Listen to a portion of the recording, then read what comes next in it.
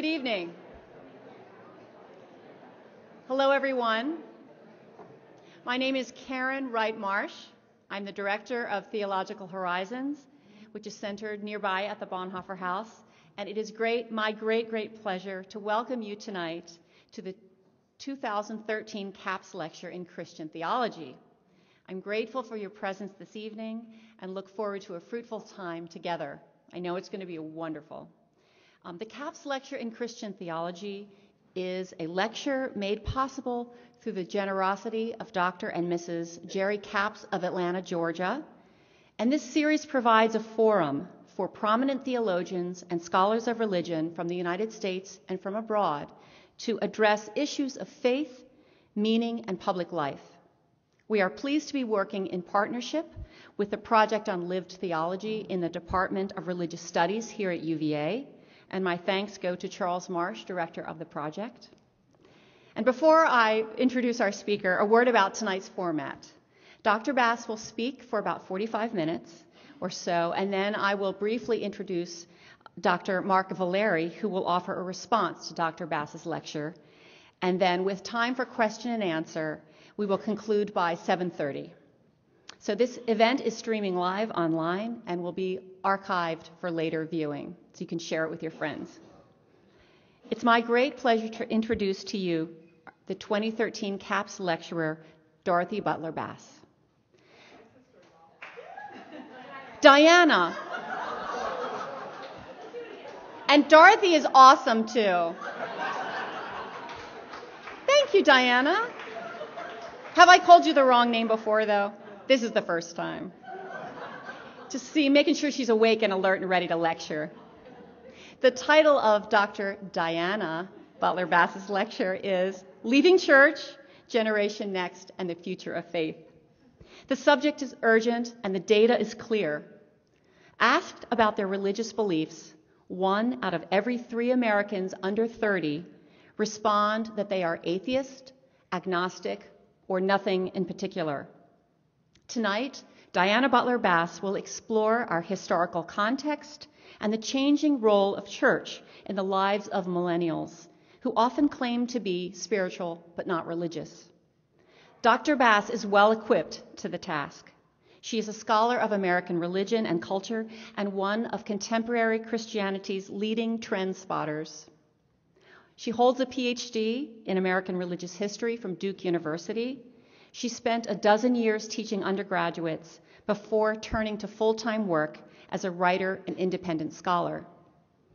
Diana Butler Bass is the award-winning author of 8 books. Her book, Christianity for the Rest of Us, How the Neighborhood Church is Transforming Faith, was named Book of the Year by the Academy of Parish Clergy. Strength for the Journey, A Pilgrimage of Faith in Community, was recognized as one of the best books of the year by Publishers Weekly. Her most recent work, which is called Christianity After Religion, The End of Church and the Birth of a New Spiritual Awakening, examines the connections and the divisions between theology, practice, and community that Christians often experience today, and is a book which one critic declared to be prophetic, compelling, and most importantly, hopeful. Dr. Bass's work has been cited in the national media, including Time Magazine, USA Today, and the Washington Post. She has appeared on CNN, Fox, PBS, and NPR, so she really covers the spectrum. She has written on American religion for the New York Times Syndicate. She currently blogs for Huffington Post and Washington Post on Faith, and is a contributing editor at Sojourners Magazine. It is with great delight that I welcome you and give you Diana Butler Bass as this year's distinguished speaker. Welcome to Charlottesville.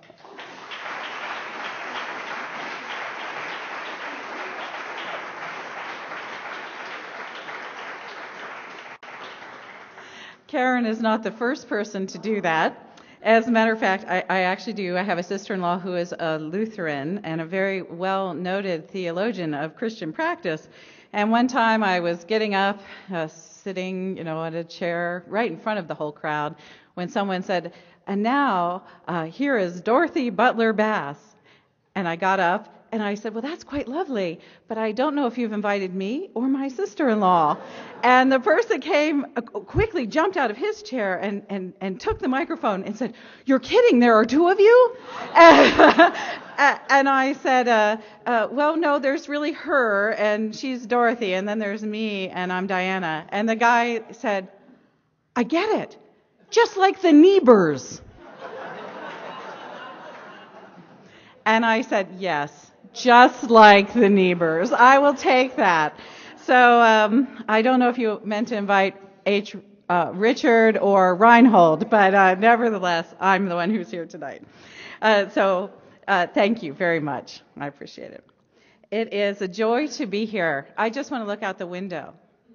Wow, what a view. And what a space to feel sort of the spiritual energy, really, of the Enlightenment and the people who have gone before. It's actually a space that fits very well with what I'm going to talk about tonight. Because so much of my life involves being in and around the media, I pay attention. I pay attention to what stories are buzzing on the internet. I pay attention to what's going on in television. I'm one of the few people you probably might have the pleasure to meet who can actually take cable off of my yearly tax bill. And so I watch, and there are interesting and sort of almost predictable cycles of how news stories move through the year. Indeed, one of the things that I've noticed over the last decade, in the quiet of midsummer, there will almost always be a religion story that sort of explodes over the internet and in conversation. This past summer, there were two such stories. One had to do with a new guy in Rome by the name of Francis, and the second had to do with millennial adults, young adults between the ages of 18 and 29, that generation, and the future of faith. Well, it seems like the Pope Francis story was probably pretty expected. After all, he is a new pope, and he's been doing a lot of remarkable and surprising things. But the other topic, that of millennials and faith, and what the future of church is, was not terribly expected. Indeed, as I thought about this story and how all of a sudden it was showing up on CNN and in television and all kinds of blogs that were going viral on the internet, the discussion of millennials seemed to stem from the release of two reports by a Washington think tank called Public Religion Research. In October of 2012, they released a survey of millennials and faith. And just a few months later, in July, this past July, 2013, they released a further study on millennials, faith, and politics and economics, and how those things intersect for young adults. Well, that was out in the media when it was picked up by a young, very popular writer, 32-year-old writer by the name of Rachel Held Evans, who is indeed a sort of colleague and friend of mine. And she wrote an article that appeared, first of all, on her own blog, and then it was on a CNN blog. And the blog was called Why Millennials Are Leaving Church. Well, within literally hours, this blog was everywhere. I don't even know finally how many hits that it got. It was literally millions of hits.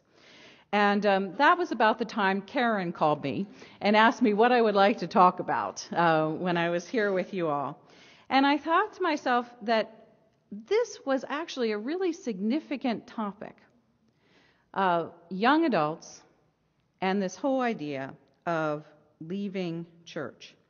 Now, it's interesting because Rachel called her blog, Why Millennials Are Leaving Church, period. My talk is called Leaving Church, ? And that gets you to the place where I want to play with this topic that was clearly occasioned by my thinking about Rachel's piece. And I want to tell you a little bit about what she wrote in order to help you understand what I'm going to talk about. The piece that Rachel gave us was a little bit like a manifesto. Indeed, it reminded me of a contemporary 95 Theses, where she came out and she said, These are the reasons people my age are leaving church. And here's a couple samples from it. She said, what millennials really want from church is not a change in style, but a change in substance. We want an end to the culture wars. We want a truce between science and faith. We want to be known for what we stand for, not for what we are against. We want to ask questions that do not have predetermined answers. We want churches that emphasize an allegiance to the kingdom of God over allegiance to a single political party or a single nation. We want our LGBT friends to truly feel welcome in our faith communities. We want to be challenged to live lives of holiness, not only when it comes to sex, but also, I'm sorry, Tom, but also when it comes to living simply, caring for the poor and the oppressed, pursuing reconciliation, engaging in creation care, and being peacemakers. And then she ends up by saying, you can't hand us a latte and then go about business as usual and expect us to stick around. We're not leaving the church because we don't find the cool factor there. We're leaving the church because we don't find Jesus there. Well, I read this, and I was impressed by its passion and its clarity and its wittiness and its humor, which are always part of what Rachel does. But then I also said to myself, wait a second, I think I wrote that in 1976. Indeed, I wrote something very similar to this. It's in a journal, and it is dated from my high school year in the middle part of the 1970s, right before I went to college. It was about me leaving the Methodist church of my childhood and joining a fundamentalist Bible church. Now, in the column, Rachel nods to the idea that people other than millennials, us old people, like baby boomers, might share some of these complaints. But there was a kind of generational exclusiveness, a sort of historical blinders about the whole thing. And when I read it, I realized that something else needed to be said. And so this is my chance to say that something else, to ask, what is really going on here? That two women who are 20 years apart in age could say almost exactly the same thing, one in the privacy of her own diary, which a long time ago when I was young used to be actually private things that you didn't put on the internet, and the other one putting it up for the whole world to see. How could we say the same things so many years apart and have the same passion about our hopes and fears for faith and the future? Well, what I would like to present to you tonight is a thesis that I have actually developed about this, because we're an academic institution, you need a thesis statement. And what I would like to say is that rather than being particularly unique in their generational concerns, that millennials have inherited three significant sets of questions that weave throughout American religious history with some regularity. These are questions related to doubt, disestablishment, and diversity. And if we understand the relationship between young adults and previous generations, if we really get that they have inherited a story, it helps to open up a different sort of narrative about American religious history that will enable us to make sense of the traditions of which we are a part and the personal agency that we can claim in the making of religious, political, and national identity. And all of this has, of course, huge implications for the future. So first, I'd like to talk about what millennials have inherited. The first piece, I think, of inherited culture when it comes to American religion is the question of doubt. There are multi-generational shifts in certainty. Now, when I was growing up, when I was a little girl, I was born in 1959, so I was mostly growing up in church in the 1960s and early 1970s. There were people around me who would answer that question, do you believe in God? And 97% of Americans said that they believed in God the year after I was born in 1960. And of those 97%, 95% of them were certain, at least this is what they told a poll taker, they were certain that God existed.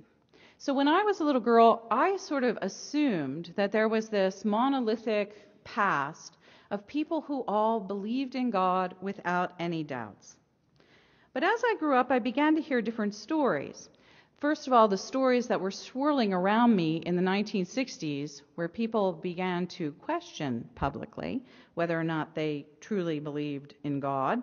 And then I would hear stories from my grandfather, who was a free thinker, who was growing up in the 1920s. And he had never been in church, as far as I knew, in his entire life. So there were multiple stories around me about certainty and doubt. There seemed to be a culture of certainty that was everywhere in the media, on television, in our political life, in the way that people talked in public about God and meaning.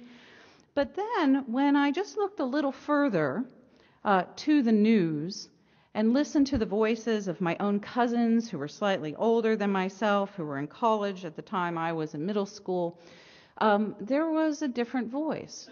There was a voice of doubt. There was a voice of doubt in protest movements. There was a voice of doubt in the public square. And then there was my grandfather and his story. And I asked him, I said, were there a lot of people who didn't believe in God when you were growing up? And he assured me that there were.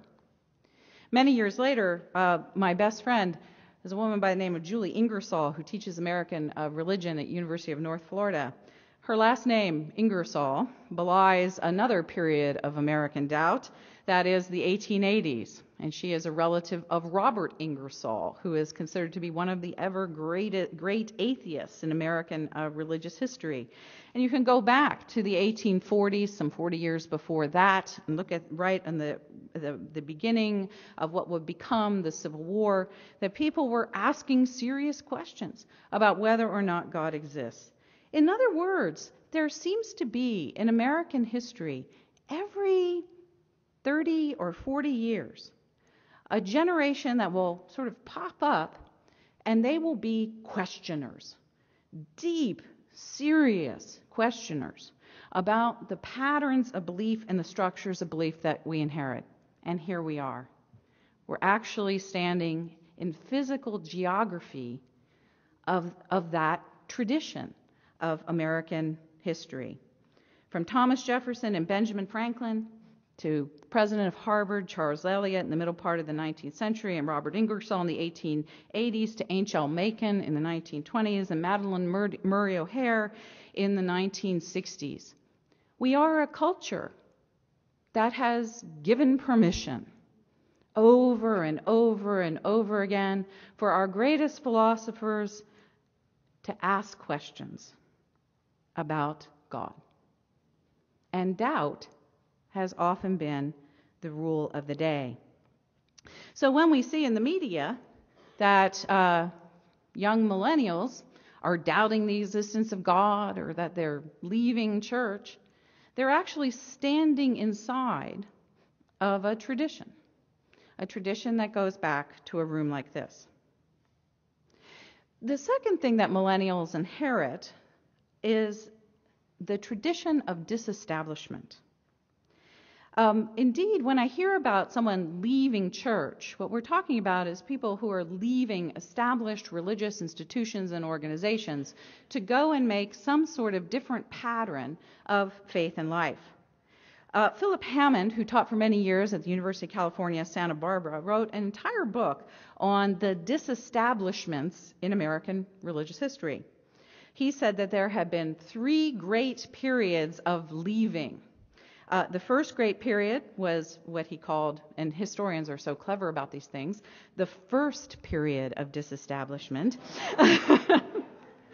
In 1789, in which that was the culmination of a whole set of questions about religious institutions and their roles in society, when we crafted this idea of the separation of of church and state. And so there was this legal separation that occurred on a federal scale in which the church was considered to be responsible for its own institutions and the state was going to be over here, and that the state could make no church, and that the church could have influence on the state but could not inflict its doctrinal and religious tests on people who were running the state.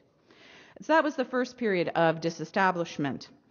The second period of disestablishment, Hammond argued, began around 1900 or maybe a little before. I don't think it's any coincidence that this is about the same time as Robert Ingersoll and that whole period of doubt. And that is when the informal Protestant establishment of faith, which had developed after the formal separation of church and state, the informal Protestant establishment of faith, where nearly everybody was a Protestant and lots of important people belonged to Protestant churches, and there were Protestant chaplains in Congress and Protestant universities all over the land. That informal Protestant establishment really came to an end. It was not an easy process, but around 1900 and clearly by about 1920, Protestants opened up their power structures and really invited in some contentious ways at first, but eventually ways that worked, Catholics and Jews into the sharing of influence and political power and intellectual power in the United States. This period of being Protestant, Catholic, and Jew lasted for most of the early part of the 20th century. And then something else happened. And this is when Hammond talks about the third disestablishment beginning in 1960, that every form of belief, organized belief, comes under attack. And instead of any sort of belief structure, however broad or however shared those belief structures might be, they began to be replaced with personal autonomy, a new kind of establishment, an establishment that we each carry around within our own consciousness. And so, millennials have inherited this. They have inherited a history of Americans leaving behind religious institutions that no longer function in a meaningful way in favor of opening up systems and structures to create bigger tables of community, to invite the outsider in and to try to figure out how to be community and how to be faithful in a different kind of structure. And so doubt is inherited and disestablishment is inherited. And then finally, millennials also inherit a long struggle of religious diversity in the United States. And this plays into much of what Rachel says in her piece. She said, we don't want to have a faith that excludes people, whether the people are excluded on the basis of their race or people are excluded on the basis of their sexual orientation.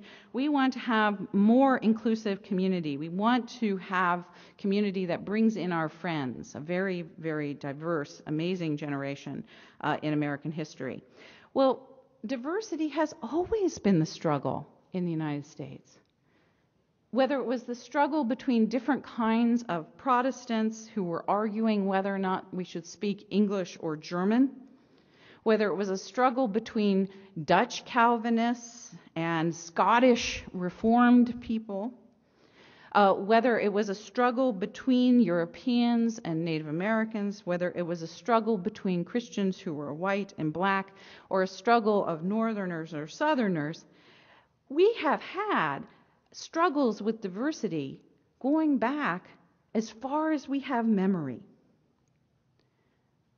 And the struggle for diversity now is one more part of a very long history of trying to understand how we can have faith, how we can trust ancient wisdom, how we can believe in particular kinds of stories, how we can form church, how we can have faith in the midst of a community where there are lots of people who aren't like us. So when I think about what Rachel wrote, and I think about sort of my childhood, one of the things that is clear to me is that we never really were free until the later 1960s to talk about doubt, disestablishment, and diversity. For whatever reason, my parents' generation had created a narrative of certainty, a narrative of the strength of mainline churches, as if that had been there since the beginning of time, and a narrative of everyone is like us.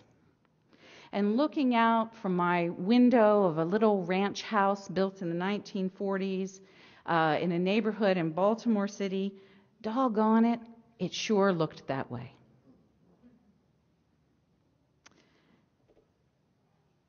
But it wasn't. We were only taught part of the story. It was not until much later that I learned about doubt, disestablishment, and diversity. Well, so that's what millennials have inherited, those three things.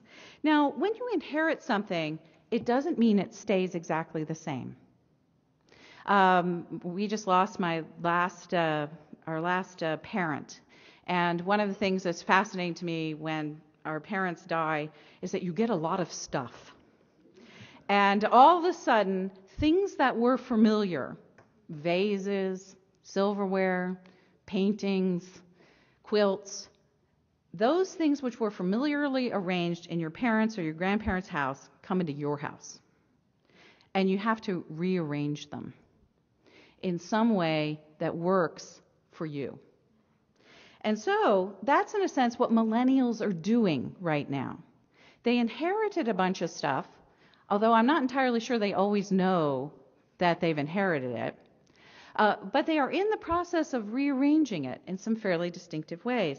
And these are some of the things that are different about what they've inherited and how that is having an impact on their lives. Now, with the question of doubt, one of the biggest differences between the mid-20th century and the time of imagined certainty and the culture of doubt that is going on right now is that part of the reason people didn't talk about doubt in the mid-part of the 20th century is if you did, someone would call you a communist. And so if you had doubts, they were private. You did not bring them up with your friends. And so you had, in every neighborhood, in every congregation, the people who were members of the church, but who never came. Or the people who were members of the church sort of sat there and crossed their arms and were very skeptical looking about the whole enterprise. But when asked if they were a good Methodist or a good Lutheran or a good Catholic, they said yes, they were, because they were an American. Now, that is not true anymore. You can say what you like about God in the public square, and unless you live in certain places, most people will not call you a communist. There are a few pockets of this that are still around the United States, but certainly not here. There's a lot of other non-urban areas where you could just talk about if you're doubting, and people will say, oh, yeah, I might feel that way too. So we've lost the sort of the pressure of doubt as sort of being anti-patriotic or whatever. But there's a second thing that millennials are contending with that's even more interesting. And that is we are now looking at what I call birthright doubters.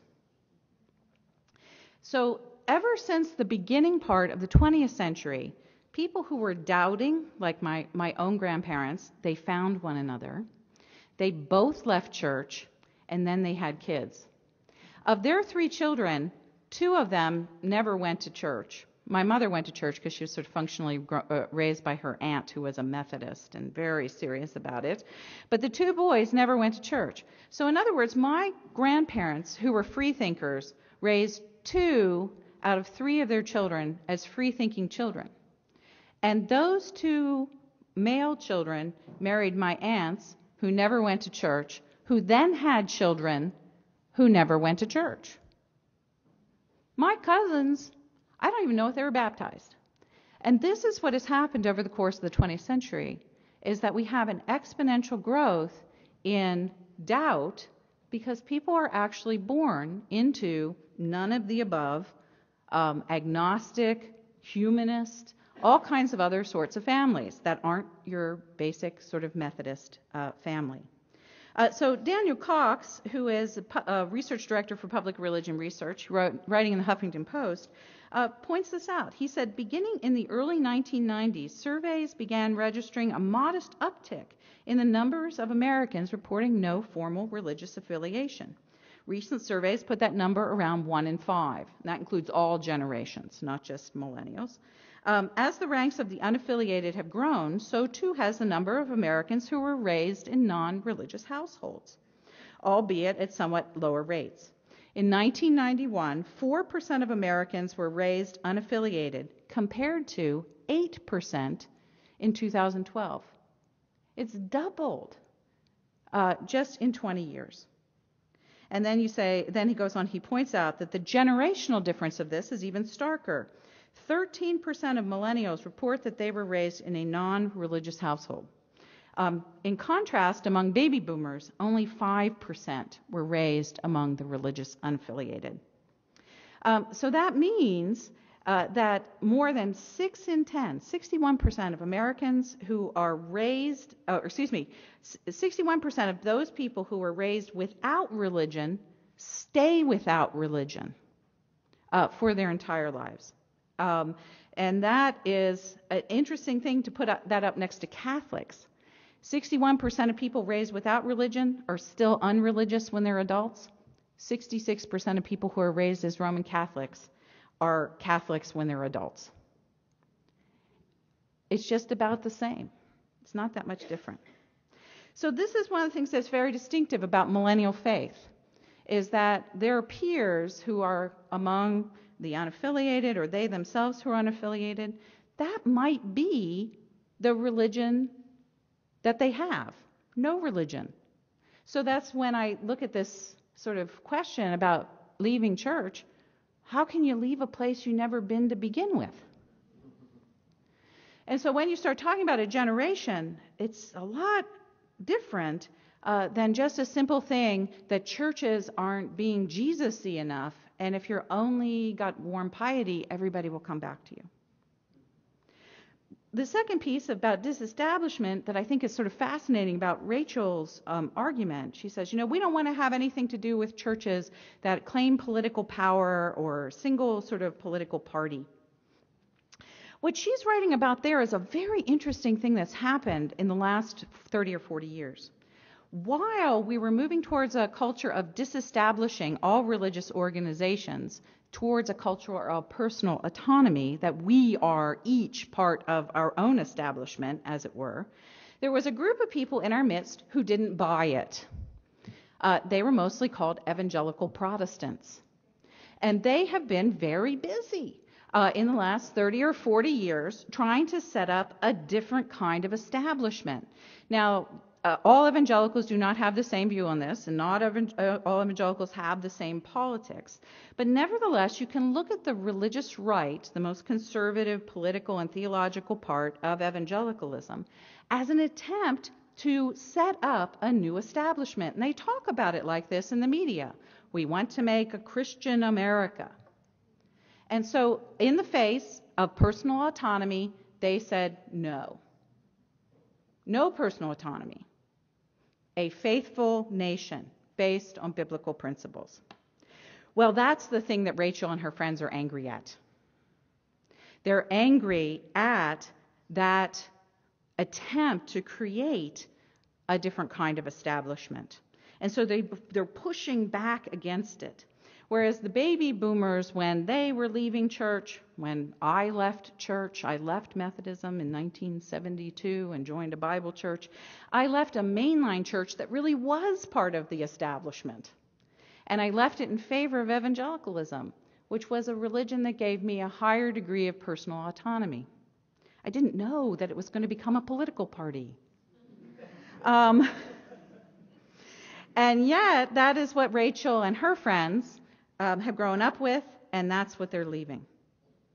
So their experience of disestablishment, while very similar to previous generations, leaving church is a very American thing to do, is distinctive in the sense of the way it was worked out in a template of an argument between a new kind of non-establishment establishment and a rebuilding of an old evangelical establishment.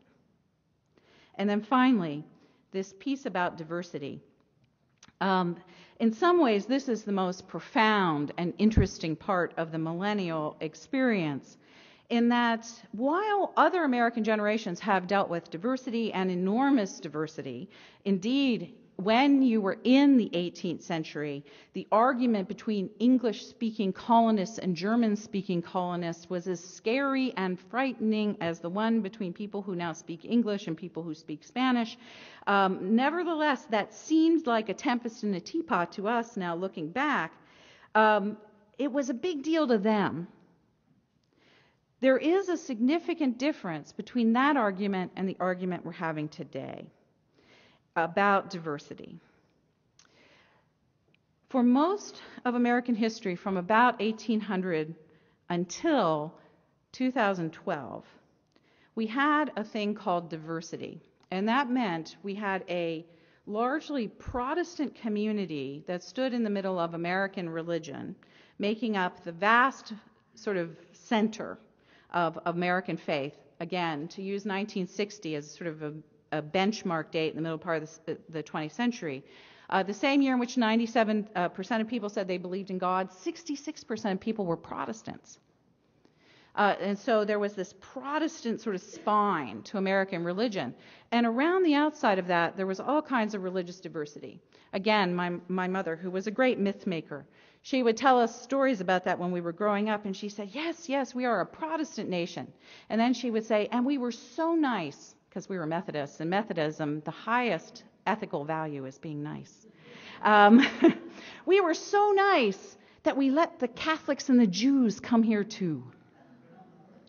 And so she was pointing out to me that there were lots of Protestants, and Protestants were in the majority, but there were these other people here, and we have to be nice to them as well.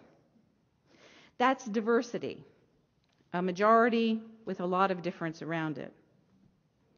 Sometime in the year 2012, I wish I could find the day or where it happened. I'd go and I'd put up a monument. Sometime in 2012, the number of Protestants in the United States slipped for the first time in American history, in which we've been counting at least, to under 50%. It's 48%. So over the course of my lifetime, we've gone from 2/3 of the population to less than half. When there is no majority group, you have moved from a condition of diversity to a condition of religious pluralism. And that is what is really different for millennials, is that they no longer are growing up or dealing with a culture that has a strong Protestant center, like I did, and be nice to everyone who is different than yourself, which we sometimes were, but a lot of times we didn't do that terribly well, to having to work out their religious identity in a culture where there are no majorities. And that is profoundly different. Indeed, that might be the most different thing about the millennial generation. Well, to conclude with all of this, why does this matter? You know, why would I make a big deal about a blog that appears on a CNN website? Well, you know, it really actually does matter, because there are things in which we tell ourselves about who we are and where we've been. The stories that we tell legitimize our sense of identity, meaning, and vocation in the world. And one of the things that's really striking to me when people start talking about millennials is that it's a story about decline. It's a story about an America that existed somewhere in the distant past, where everyone agreed on faith and showed up in Sunday school on weekends, where people had an ethical framework and all of this kind of stuff that was all exactly alike. And that, gosh, what's going on with our kids or our grandchildren? Most of my educational work happens, I do on-the-road educational events with clergy and church leaders of all sorts of different denominations, and I even work with a lot of Jewish groups and Unitarian and Universalist groups. And one of the things that's really interesting to me is that I'll be in rooms with church leaders who are mostly baby boomers and older, and they will say things like, "Oh my gosh, millennials have no commitment. My grandchildren are such slackers. They've never had their kids baptized." There's a sense that there's a failure on the part of millennials. And there's this gap between those who are in charge of institutions and those who are growing up into a new generation of faiths. That's what we really have to say about millennials. It's plural, not singular.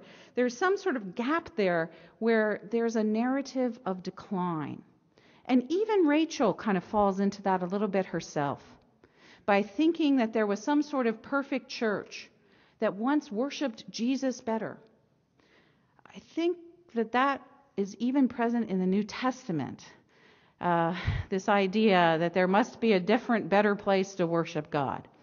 So in other words, there's a narrative of decline. Now, decline narratives are very common in America.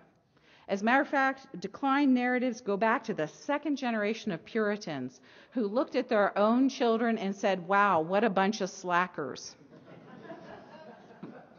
They aren't taking on the covenant. What are we going to do? How are we going to pay for these buildings? Who's going to go to Harvard Divinity School?" And so that narrative, and here we are, a wonderful place like this, and I'm sure there are people in this audience who have studied this, that decline narrative became such a part of our identity, we have a name for it. It's called the Jeremiad tradition, where you talk about an imagined, beautiful, faithful past and how everyone's declined. And the reason you tell that story is that you're trying to get these faithless slackers out here to come back to church. You're trying to restore faith. There's a real purpose to it. The point of the story is to return to the faith of, quite literally, the fathers. And so if you set up a generational story as a decline narrative, it really winds up being a story about how things are less than they used to be and how people have to have faith. Well, there's an opposite narrative to this, and of course there is, because it's American religion. If you have a decline narrative that's trying to get people to come back to church, you also have what I would call a progress narrative. And this narrative is very ancient as well. Jonathan Edwards was actually guilty of this. He was ruminating on the change of history around the time of the First Great Awakening.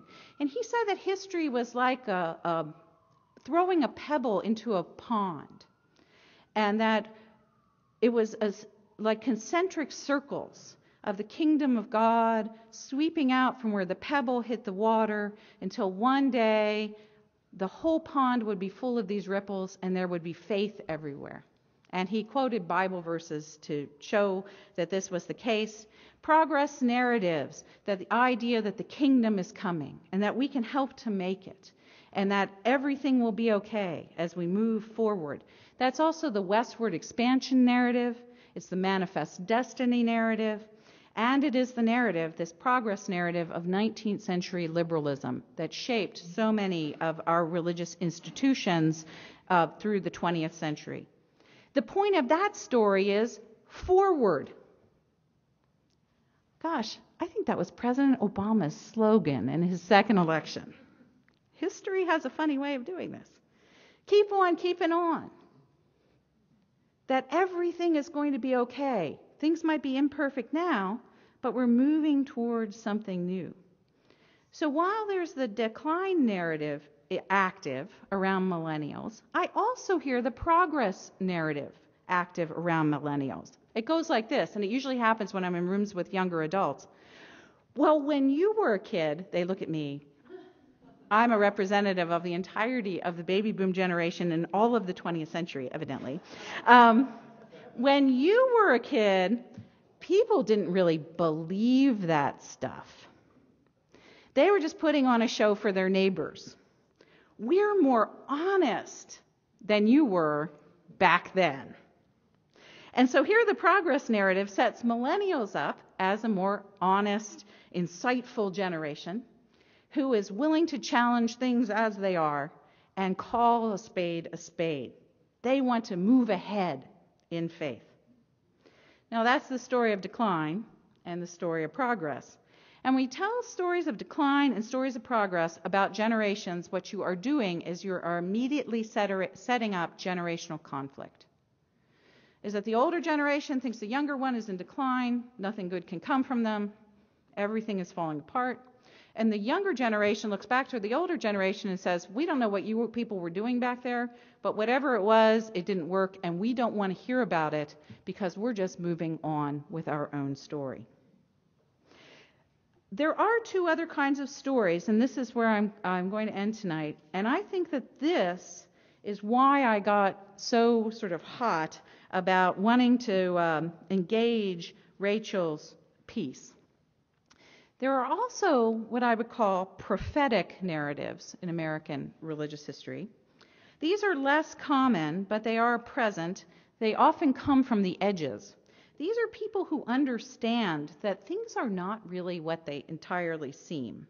They stretch back to someone like Abigail Adams, who's reminding her husband while they're writing the Declaration of Independence that not everybody has freedom, and that it might be a good idea to remember the ladies when you're talking about freedom. They run through the transcendentalists who step out of religious institutions, and they talk about the self as a heroic self over and against sort of the conventional self and how we can make important choices for social justice. They go to the African American community. What to the slave is the 4th of July of Frederick Douglass, to the irony of American history of the Niebuhrs. These kinds of narratives, they look back over history and they see connections and they see disjunctions. And the point of these kinds of stories is to say, slow down. Attend to the complexity. Look at where you've gone wrong. Try to do better. And then finally, this whole exercise tonight made me understand something I had never understood before about my own field. And the idea of a decline narrative and a progress narrative and a prophetic narrative, I've read that in plenty of books, never quite put together in a generational framework the way I've tried to present it to you tonight. But I know about those narratives.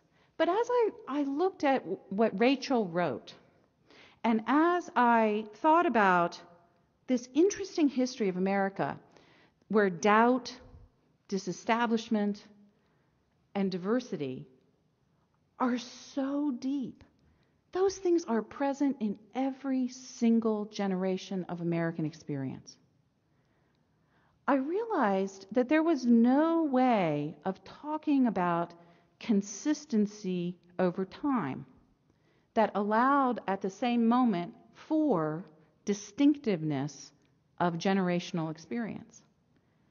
And then my mind went someplace that I didn't anticipate. My first ever Old Testament class, where I was studying the Psalms. And I remember my Old Testament professor opening up and reading from the Psalms and explaining to us that in oral cultures, like the ancient Israelites, they had a rhetorical device called parallelism. And in parallelism, you take one sentence or one idea and you present it. And then in the very next sentence, you present the same idea differently. And then in the next sentence, you do it over again. And you keep building. And what happens is you get this oral recitation of the deepest sorts of beliefs of the community while allowing for development and individual voices to move the narrative ahead. Rhetorical parallelism, the device of two or more parts of similar form, building to give the whole a deep sense of meaning and purpose. This is the definition an online English department site. Most common in oral traditions, particularly poetry, and is the primary form of biblical poetry. What's the point of parallelism? The point of parallelism is quite simple. It's to know and honor the tradition, to memorize it, to know it inside and out, but also to be able to write your own stanza and to be able to allow each group of successive people, each successive generation, to have continuing word in the poetry. And there it was.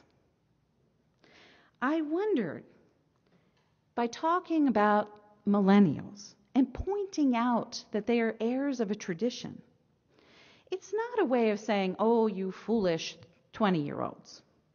If only you knew history, you'd be so much smarter. Although the history professors here probably would like it if you'd sign up for their classes.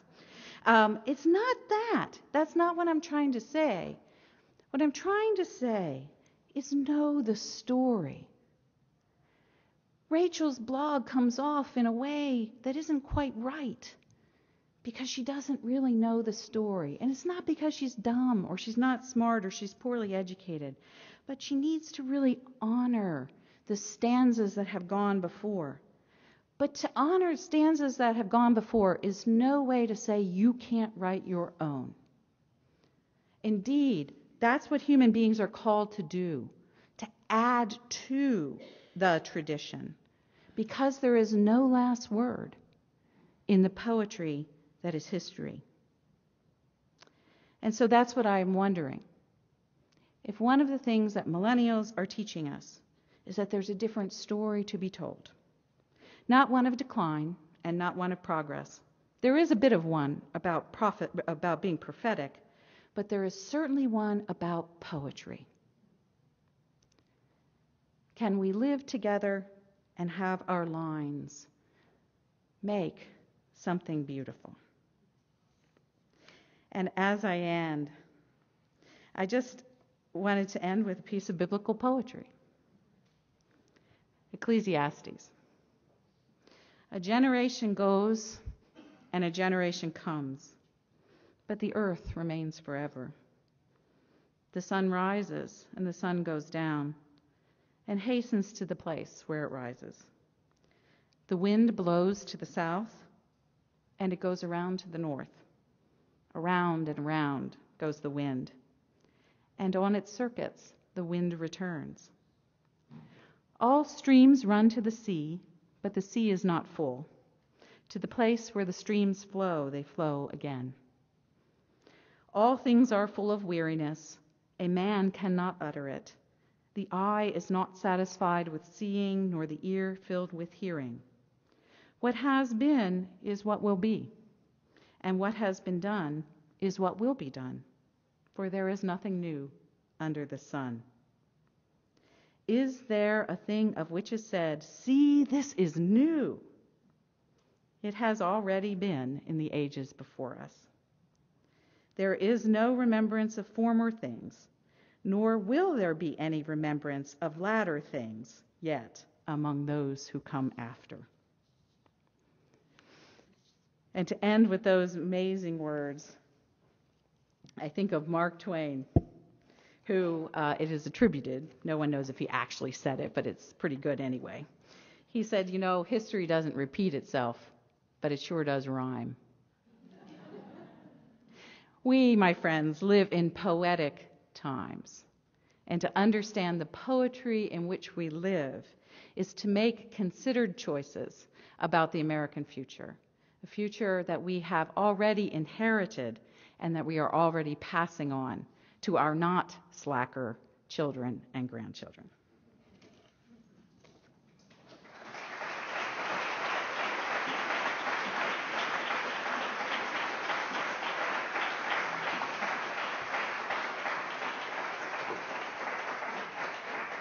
Thank you. Thank you, Dr. Bass. It is now my great privilege to welcome Dr. Mark Valeri to the podium. Dr. Valeri will begin our conversation, continue the conversation with a response to Dr. Bass's lecture. Dr. Mark Valeri is the Ernest Trice Thompson Professor of Church History at Union Presbyterian Seminary in Richmond. He's received a number of prizes, among them the Andrew W. Mellon Fellowship, a National Endowment for the Humanities Fellowship, and a Lilly Endowment Faculty Fellowship. Mark has written extensively on religion and market culture in America, the history of American Christian practice, and Jonathan Edwards.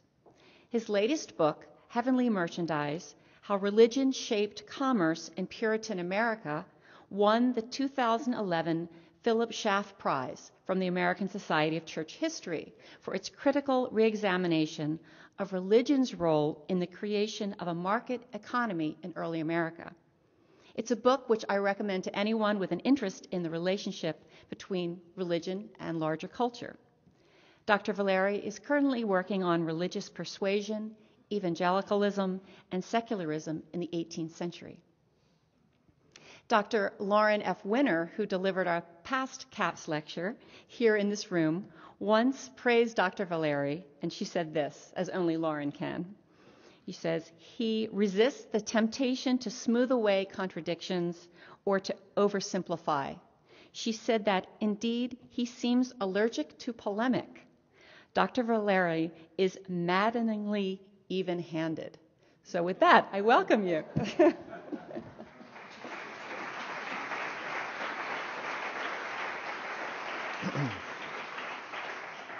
That sounds terribly boring, doesn't it? Thank you very much for having me here. Like Diana, it's a privilege to be in this space and to be with you. Diana has given us, I think, a really stimulating and provocative presentation, as is her wont. She lucidly summarizes a lot of material, ranging from recent polls and surveys about the beliefs of millennials to a reading of American religious history, inflected by wonderful personal anecdote and shrewd observations with no small amount of literary flair to lighten the load. Her conclusions, I think, offer an attractive balance between critique of past American religious patterns and affirmations of the best elements of Christian tradition.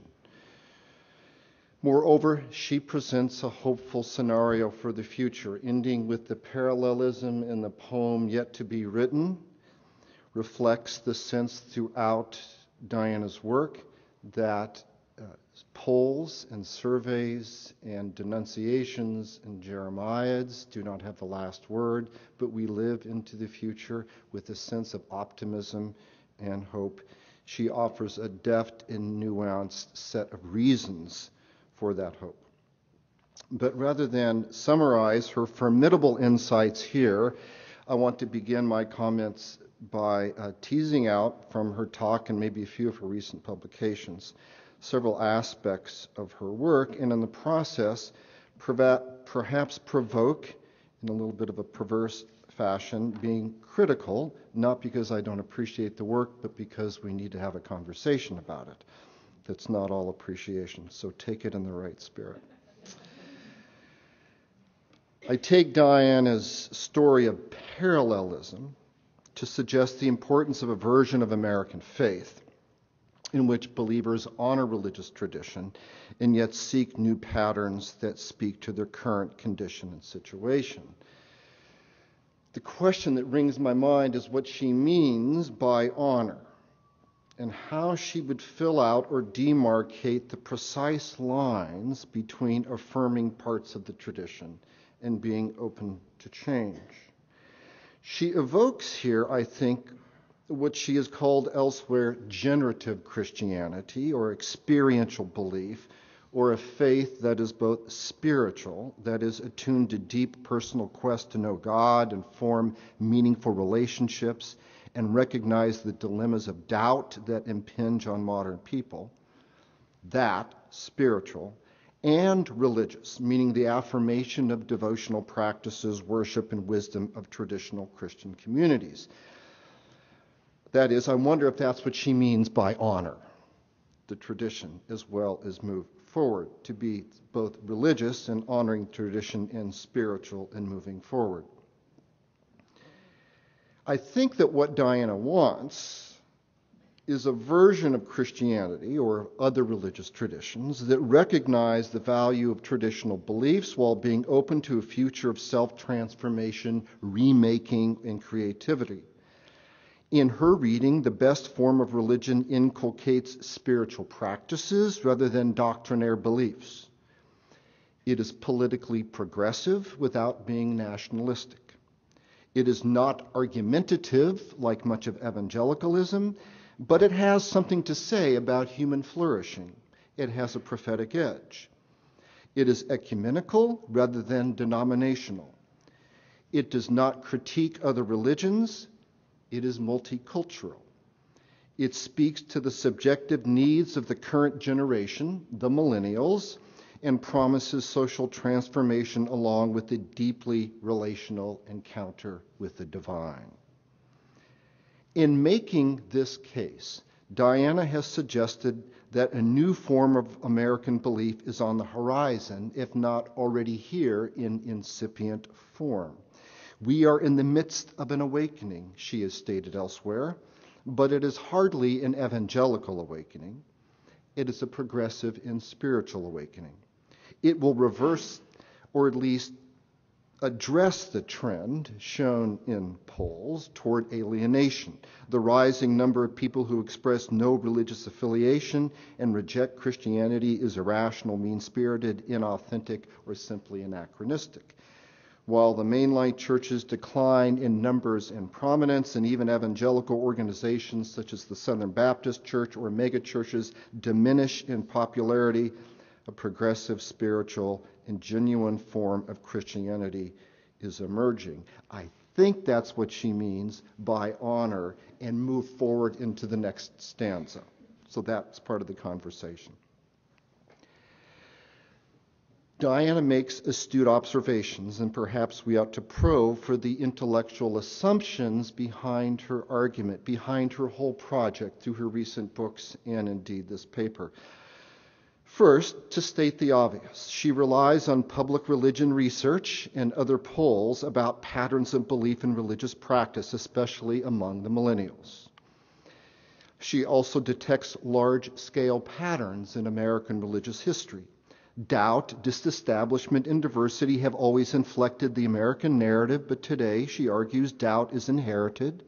Disestablishment now includes the disempowering of evangelicals, and diversity includes different religions rather than just different denominations of Christianity. Historian to historian, a little side editorial comment. There was, I think, much more of a recognition of different religious traditions in the 18th century. There's a whole burgeoning literature about what Native American religions were, what Islam was, what Chinese religions were. So I would temper that just a bit. My point here is to think about the argument she's laid out. There's a statistical truth out there, and there is a historical big story to be told, and that is the material with which she works. Visible, in other words, the visible historical narrative, whether seen in sociological research or in the present or large-scale transformations from the past, inform her narrative. That makes her agenda. This is, if you will, what theologians have called a method of correlation, that visible cultural shifts ought to shape our religious ideas, and that we ought to detect the movement of God in the culture itself or correlate our beliefs to contemporary questions or situations. There are times in which I hear the statistics or see the statistics, and it's almost as though they are the voice of God. They sound determinative. What the millennial generation is and wants is our agenda. It is formative. It is nearly constraining. There are, of course, alternative ways. Predestined, yes, there's still the Calvinist. Yes, it is. There are, of course, alternative ways of viewing the source of our agenda as communities of faith. That is, are there different methodological approaches to saying what we should do as Christian communities today? Taking their cue from Augustine's central perspective that worldly history and social practices mask rather than reveal the work of God, many Christian thinkers might pause at Diana's approach. Perhaps, and here we could cite the work of Charles Matthews right here at UVA, Catherine Tanner at Yale Divinity School, Eric Gregory at Princeton University. Christian thinkers ought to insist that divine revelation does not come through worldly histories, even histories of Christianity, or sociological trends, but through an alternative set of stories narrated in the Bible. It's just as experiential to make this claim. It's a different kind of experience. It's just attentive to the human situation. It's a different way through which to view the human situation. This approach, what I'm calling sort of an Augustinian approach, is rooted in a high regard for Scripture and ancient doctrine, thick and strange beliefs about the Trinity, the Incarnation, and redemption, communal worship as the heart of Christian life, and thinking about the church as the body of Christ in the world. A totally other set of words and tropes than Diana has referenced. Only an intense focus on these practices, the Neo-Augustinians argue, can offer a genuinely redemptive alternative. It refuses to correlate Christian life with contemporary assumptions. It finds that the genuine challenges to the worst of modern secularism, with its nationalistic or individualist or materialist ends, is to fashion a community with distinct and unusual agendas that speak to the culture rather than negotiate with the culture. So that, I think, is teasing out from Diana's work some of her methodological assumptions in it and how we might think about alternative assumptions as a way to continue our conversation. But perhaps I've strayed from my real calling, which is to be a historian, and I ought to return to some historical reflections. First, historical reflection.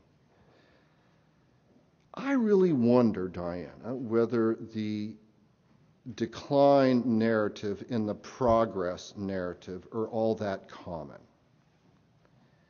I don't see it that much in the guild, in the professional historian guild, and nor do I see, interestingly enough, I heard a paper recently about someone who did a study of the way American religious history is presented in national parks, I guess once they reopened.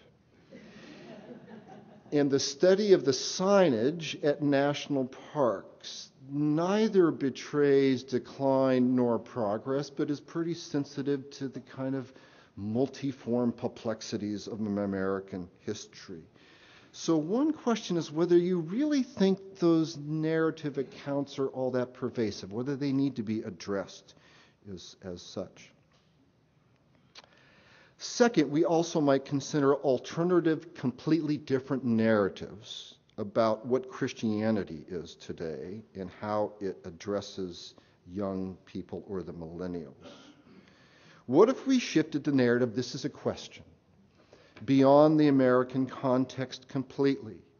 Diana has given a very American-focused reading of Christianity, but do we not live in an age in which we ought to think about the American church in the context of the global church? In this case, missiologists such as Andrew Walls would say the narrative you have told is so small it doesn't capture the whole picture. For instance, the shift of the center of Christianity from the west to the northwest, the NATO countries, if you will, to the south, to the east, the shift to Latin America, Brazilian Pentecostals, Korean Presbyterians, Chinese house churches. Is that not just as much a part of the narrative we ought to think about as anything else? So to range beyond a narrowly American focus as we think, or at least put the American story, what would it do to put the American story with its millennials in a global focus where highly doctrinaire sometimes and evangelical and sometimes charismatic traditions seem to be the leading edge in capturing people by the millions as we lament the loss of them by the thousands here in the United States. What about global Christianity? What about Philip Jenkins? What about Mark Knoll? What about this whole body of literature that would say, put your story in a larger context? One other possible narrative. I've been reading a lot lately on the issue of secularization, what secularism means. Could not the American story be told genuinely as the triumph of the secular? That is the separation of religious voice first from the public sphere, and that makes possible disbelief without being a bad citizen. But as Talal Asad and others have said, secularization, which brings some benefits of toleration and democratic voice, comes with a very, very high cost. Because what moves into the vacuum once religion vacates the public sphere is not nothing. It is not freedom. It is market capitalism. It is nationalism. It is a series of institutions and organizations which are domineering and oppressive in their own rights. There is always an institution. There is no not institution. There is no such thing as being uninstitutional. The question is, which institution ought we to belong to? Which is more humane? Ought we not to present, if this is the narrative, the church, the confessing Christian community, in all of its institutional power and grandeur and formative tradition, because only it can present a visible alternative to the invisible institutions which on the face are very powerful and very pervasive, that is, the institutions of market and nation. Final, few questions. I know I'm throwing out a lot here. Just to stimulate discussion. So how do we adjudicate between different versions of the open future and experience as sources of direction? Much of Diana's language can be adopted by different groups, being open, being hopeful, writing the new stanza of the poetry, being attentive to tradition. There are many different groups and traditions which can embrace that. So how do you decide among them? Which standards do you use to judge? I'm trying to slip in through the back door, in other words, doctrine.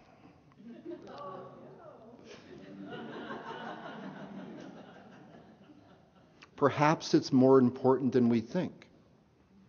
Perhaps it provides the criteria by which we make those choices so lavishly and wonderfully and attractively laid out by Diana.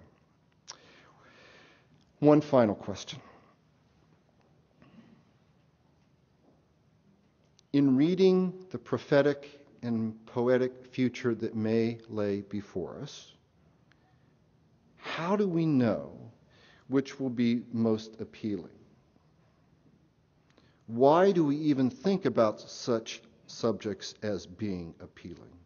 How do we know whether it's the Redeemer Church, the city churches, the Neo-Calvinism, the Charismatics, the Pentecostals, the reinvigorated portions of mainline liberalism? How do we know where the future lies? All right, I'll stop there. That's enough. And I've been curmudgeonly enough. Thank you.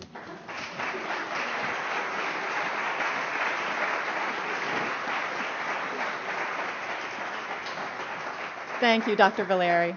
Well, I will give it back to Diana. And now that we've got things going. And I'm hoping that with the 15 minutes that we have, there may be time for Q&A. So I'll let you respond at your leisure, and then when you're ready to invite questions and answers, there will be a microphone. So, yes. Oh, Mark, you remind me both of why I left the academy. And actually, what I truly miss. To have a real set of questions rather than just comments on a blog is actually kind of a gift. At least you didn't scream at me, "You horrible atheist!" That's usually what you get at Huffington Post. So I really appreciate the thoughtfulness of this. I think there's so much here to play with. I wanted to go for the historical questions first. And the simplest one seemed to me that the decline in progress narratives I actually do think are pretty common, not in the places that you cite in the academy where that stuff has long disappeared, nor in the more sophisticated environs of public history, which would be illustrated by the Park Service. But come with me and go around and listen to groups of pastors and church leaders and be in church basements with me. And what you really hear there is that kind of classic bifurcated understanding of history is either everything's going to hell in a handbasket or we're moving towards the kingdom of God. And the lack of sophistication that's kind of in the middle when people are thinking about their on-the-ground religious lives sort of is shocking, at least to me, because I'm trained like you are, but there it is. The question about the global question is fascinating to me. My answer is that, boy, I think the Philip Jenkins book might be one of the most dangerous books ever written. And I try to talk about that in Christianity After Religion, how understanding what's happening with American religious history is really to place it in this context of this great sort of global explosion of experiential faith. And that's where I think the evangelicals and charismatics are growing, not because they have great institutions or because they're doctrinaire necessarily, or because they're conservative, as Philip Jenkins says, but I think they're growing because they are immediate. That God and the human being are in the same room together, and it's a living, transformative encounter of faith. And so I think that some of the things that we see in the United States about immediate and experiential religion, aka spirituality, where that's the growing edge, it really kind of resembles stuff that's going on in the rest of the world. And I think that's a great project, and I hope that I live long enough to really do it. So thank you for bringing that up. The idea of the triumph of the secular, people sometimes, I actually occupy a very strange space, and that is I'm not spiritual but not religious. And I'm not an institutional sort of apologist. I'm actually occupying a whole different space of trying to figure out how to take these old institutions of faith and meaning and help them to live and sing again. Because people here who might be church leaders, and certainly anyone who is familiar with a lot of American religious institutions, knows there's a huge crisis right now in institutional religious life. The money is gone, the people are gone, the buildings are falling down. It's a mess out there. You know this from working in a seminary. So I'm not saying begone all institutions. That would be like my friend Tony Jones, who is an emergent theologian who basically wants to burn everything. I'm actually wanting to say, what can we keep that can still give life? What should we put in the attic so that we have it on hand in case we need it again? And what do we want to sort of introduce that's new and would provide ways of access and practice and life so that contemporary people can jump onto the church? So I kind of occupy this really interesting space. I was at an event this summer where a Methodist minister who just retired came up to me. He said, "Why do you even bother?" And I said, "What do you mean?" He said, "I'm so frustrated." He said, I just want to leave the church completely. He said, I don't even know why you even bother trying to get us to hold on to this stuff. And it flew out of my mouth, something that goes right with your question. I said, well, when I think about institutions, churches and synagogues, mosques, these kinds of religious organizations that we have, these are the only institutions whose capital is love. Now, we don't always live up to that, and we haven't always acted as if that's our capital. But that's really the truth of the matter. And I said, as long as that's the case, I'm going to try to work on behalf of these institutions. And so I actually do believe that we can adjudicate them on the basis of that. So that's the question, that sheet of questions. The other sheet of questions is, wow, he took me seriously as a theologian. All I can say is that would make some of my professors turn over in their graves. But you scratch a historian, there's always a theologian there. Truth of the matter is, yes, guilty as charged. Correlation is my method. As a matter of fact, the book that I just signed a contract for is called Grounded: Finding the Spirit of God in the Spirit of the Age. And so you got me. You nailed me completely. I'm not a Neo-Augustinian. Hey, I'm an Episcopalian. There's no way I can be a Neo-Augustinian.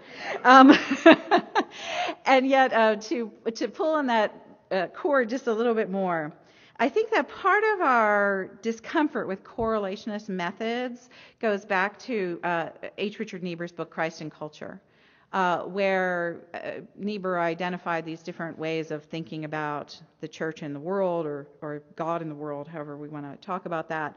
And his categories for correlationist methods were not terribly attractive. The church in the world and the church of the world were by and large his categories for the correlationist method. And I actually think that he missed one. And this comes from me being an Episcopalian and being a sort of a scratch a historian, find a theologian, is that there is a category that does exactly what you said. It is attentive to revelation and is attentive to this distinctive story, but yet is still very highly committed to the stuff of the world, and that is the category of the incarnation.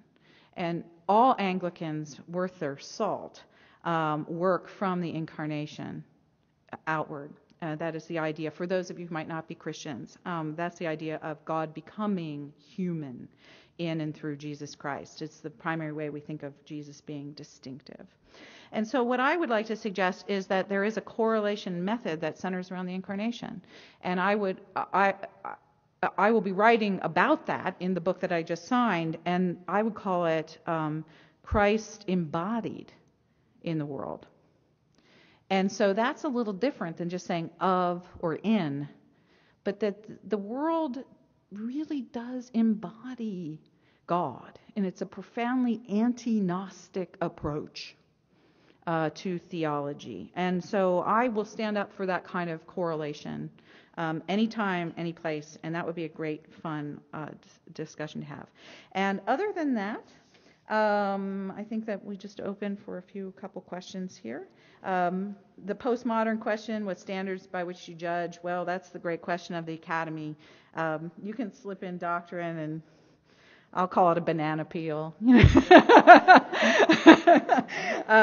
we can have a fun argument about that. But thank you so much. And thank you for all those nice words about getting my work. Self-transformation practices, ecumenical, multicultural, progressive in outlook, not narrow or mean. It's like, wow, that's what I dream I am. So thank you. I hope I really live up to it all. Yeah. So were you willing to take one or two questions? Yeah, I think we have time for about two.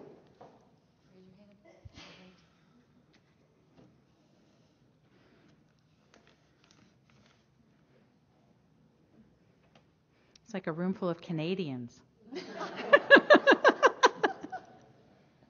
There's one over there. I see. Yeah. Peter, I'll bring it to you. Will you stand up? Hi, I'm Peter. I'm a second year at the university. Great. I'm interested to know if you've done any work looking at the kind of theology into which young evangelicals in this narrative, in this progressive narrative, are interested.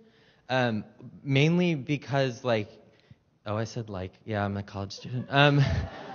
Here at UVA, there's a massive interest in Barth. Barth's work is wildly popular among the other religion majors with whom I hang out theologically on the weekends. And so I'm interested to know if while we preach this story to our living fathers about what we're doing with what they've given us or what they haven't been able to give us, the sort of thought that appeals to us, if you've done any work on that, or you might be able to think of how that reveals something of ourselves to us going forward. Thank you. That's a great question, and I think that you answer your own question in a very real way. You say, well, there's this interest in Barth. A friend of mine is a monk outside of Boston. It's actually a monastery in Cambridge, and it's right off of Harvard Square.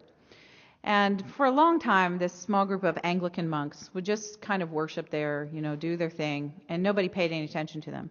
And about 15 or so years ago, students started to come. And more students started to come, more students started to come, more students started to come. And the monks thought, well, this is weird. Maybe if we do some really interesting things like start talking in Latin and put up too much incense, we can scare them away. And so the more incense they put out, the more candles they put up, the more they did their liturgy in Latin, the more students came.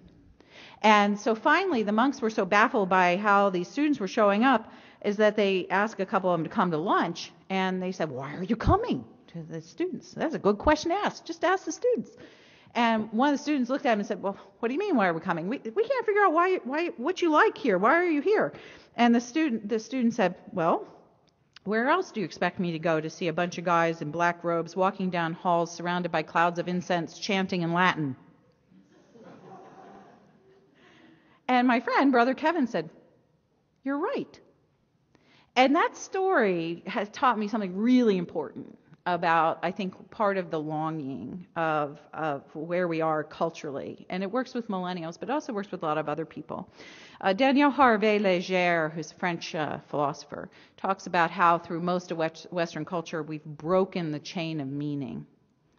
And so there's this turn among those who live after the chain is broken, which is a bit of a decline story, but we'll take it for the moment, who live after the chain is broken, searching for ancient sources of wisdom.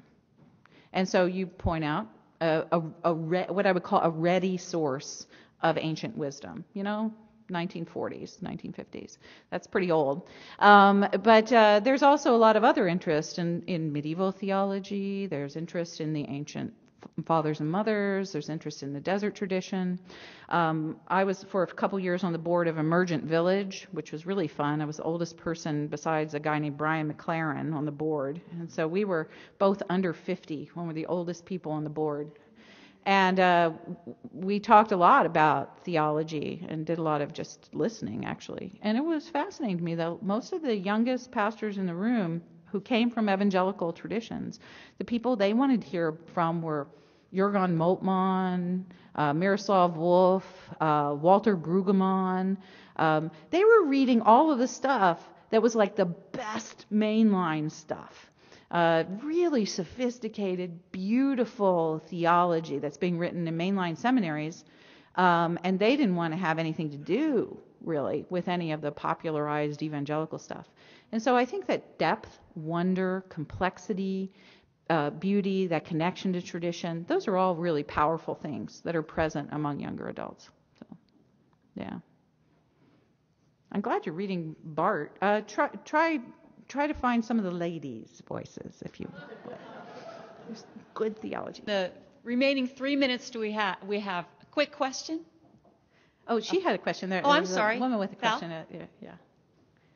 Oh, sorry, I've got the mic. I love this. Would you mind standing? Sorry, this is our phone. You proposed that doubt, disestablishment, and diversity were American traditions. Mm-hmm. But it seems to me that during the incarnation of Jesus, he himself sort of provoked the start, perhaps, of a body of people who were marked somewhat by doubting what had been before, Wow. by questioning the establishment and calling for diversity. Yeah. Unity within diversity, or diversity within unity, excuse me. So I wonder if it's really American. Yeah. No, that's great. Thank you so much. You could read the New Testament and you could find those themes. And, I just, a friend of mine was talking about how, history in the United States echoes. And we were actually talking about Alistair McIntyre's view of tradition, that tradition is an argument. And we were talking about politics when we were having this discussion. But when we were talking about politics, it occurred to me that there is also this deep argument about doubt and certainty, about institution and disestablishment, or whether we belong to community or whether we leave, and then the idea of unity and diversity. And these are really deep arguments, and it's really as if the tradition of American religion is the argument about these very things. And it works out in our culture in a particular way, but certainly you could read the New Testament with those eyes and find those very things. And other cultures, though, might read it differently. And so I do American stuff because I'm trained in American religious history. I happen to be an American, and so sometimes it helps to work within one's story. This is the most comfortable place you are. And so I'm happy to be there, but I'm always happy to receive the stories and really learn from the stories of others. And it's actually been a big gift over recent years is to be able to do that. So I love the way you talked about the New Testament there and Jesus himself.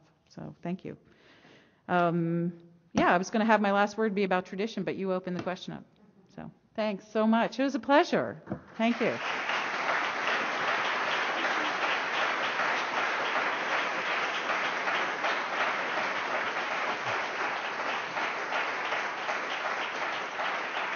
So thank you all for being a part of this conversation. I thank Dr. Bass for your words tonight, for Dr. Valeri for your questions, and for the rest of you for sharing this. I hope this conversation continues. I thank Dr. and Mrs. Capps for providing this opportunity for all of us, to the Project on Lived Theology, and everyone with Theological Horizons, Reverend Sarah Nell Hartman. Blessings, peace. Thank you for coming out.